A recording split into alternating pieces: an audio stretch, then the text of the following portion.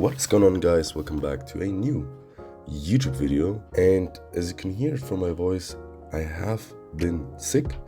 Not only a couple of days, but actually 2 times in the past 2-3 weeks, which only goes to show about something I want to talk about today, and that is fatigue. After the last training blocks or after the last competition, I was very tired.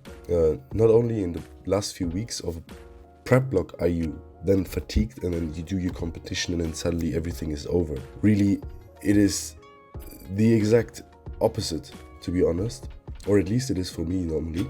And it also goes together with your psychological fatigue, meaning the amount of physiological fatigue you will experience closely aligns with how much psychological fatigue you're also experiencing. And it depends from lifter to lifter, but if I'm going in a competition and I know that my body is absolutely shattered, usually I can still hold it together just with the sheer amount of will to do well in the competition, set new PRs and whatnot. Exactly that was what is usually holding me up, especially in equip preps.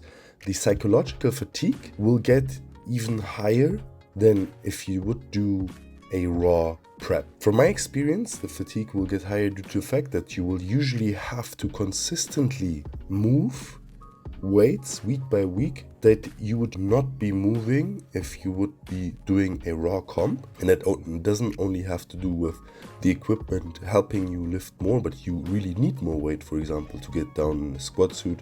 You will need more weight to get down with a bench shirt, and then to get up again is a different story, because then there's all about technique and how you manage to work with the equipment. Overall, the point I want to make is that really you are having quite a bit of load on your psyche week by week, and this accumulates faster on equipped, at least from what I feel like during an equipped prep. And so not only am I really tired or fatigued after the comp itself physically, but also psychologically, and I would say even more so psychologically. Why? Because honestly, I think 2 or 3 days after the comp, I was already back in training, doing some light cardio stuff, doing some pumping exercises, really taking a chill to take off the systemic and local fatigue from all the muscles. The local fatigue usually occurs in a specific area that you worked during a set of exercises. In my case, after the comp, of course, my lower back is sore as shit,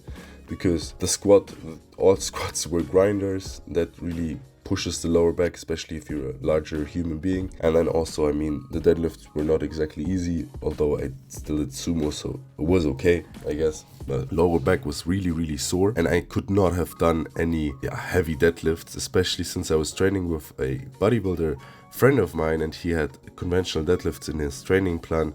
I was not moving any weight there, to be honest, because that was a high amount of local fatigue I had. But this local fatigue subsides usually after a couple of days, right? What I'm more referring to is the entirety of the systemic fatigue, including my nervous system, my cardiovascular system, everything really. I was feeling how I was even getting tired super fast on the air bike. I mean, obviously in the last few days before the comp, I didn't really do hard cardio to not unnecessarily fatigue my system when I was trying to peak for the comp.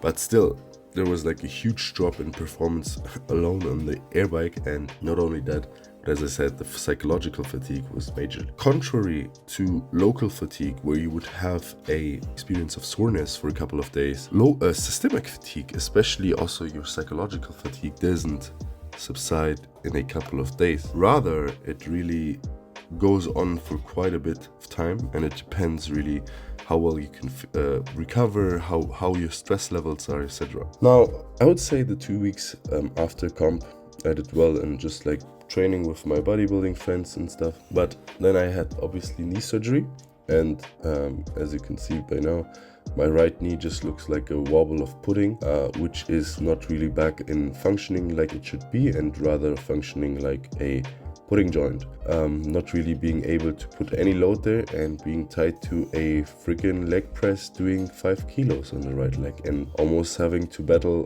pain.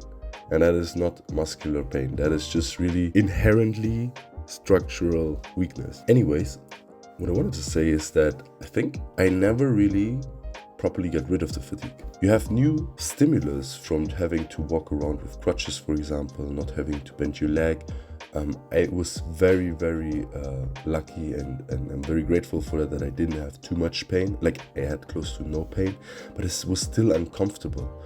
You had to walk on crutches and stuff. It doesn't really take off the mental fatigue, really. And then also, if you couple that with, say, you get more workloads in your day-to-day life, because not everyone is born to live in a gym and has a gym as their only priority, you will have the same fatigue, only that it just changes the origins. So my training fatigue never really went off, but instead the working fatigue or day-to-day life psychological demands just increased. And so I feel like overall the fatigue levels have just not been going down enough. Adding to that, I have been doing a little cut since the beginning of my surgery situation. So I weighed in at 119.2, but really the week before the comp I was at around 121.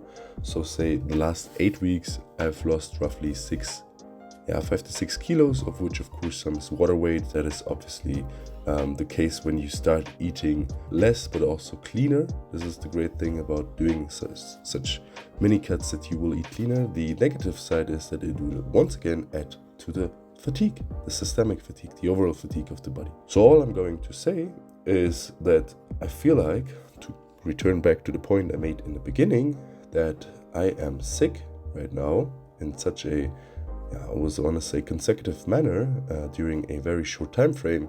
That is only because I'm still fatigued, not really necessarily in my physical system, but overall as a human, also psychologically, so that my immune system is compromised, or at least it feels compromised. Because remember, to train properly, I had to travel to my hometown gym, where we had proper equipment, and these are like 3 to 4 hour, actually 4 to 5 hour train rides, back and forth, almost on a weekly basis. This adds a lot of stress too, but I never caught up anything like a flu or anything, even though, for example, when I was home, my siblings would have been sick or whatever. Didn't bother me at all. Now, last 3 weeks, I feel like a freaking glass human for not being able to fend off any of the bacteria or viruses or whatever I got. I think I had a flu a couple of weeks back from my girlfriend, and then something with my throat from my siblings. But yeah, anyways, this is just an interesting topic in my opinion, because it can, as I said, change your system and change you as a human being very much. And yeah, you might ask yourself, yeah, what would be the consequences of this kind of systemic compromisation? And honestly, I think it really is all about balance, and finding the right balance between your day-to-day life, between your gym life, between everything. And that's why I've been also a bit more quiet with the videos. On one hand, I cannot move a lot of weight. As you can see, I'm doing 5 kilos on the leg extension, 5 kilos on the leg presses. But also on the other hand, I really want to have days where I reduce the sitting, since I'm usually sitting anyways, try and move outside, try and get outside more, try and do more meditation, yoga, stuff like that, to get back to a very much not only iron physique but also iron mind. That was it. These are my current training highlights, I guess. And I also managed to actually do a little bar squat with just a bar after my first leg day back from injury. I have to say, the squat looks really funky because I'm basically just sitting back, but I mean, it's the very first squat, so it's okay. That being said, guys, thank you for listening so long. I really appreciate it, and I wish you all the love, all the power. Have a good one.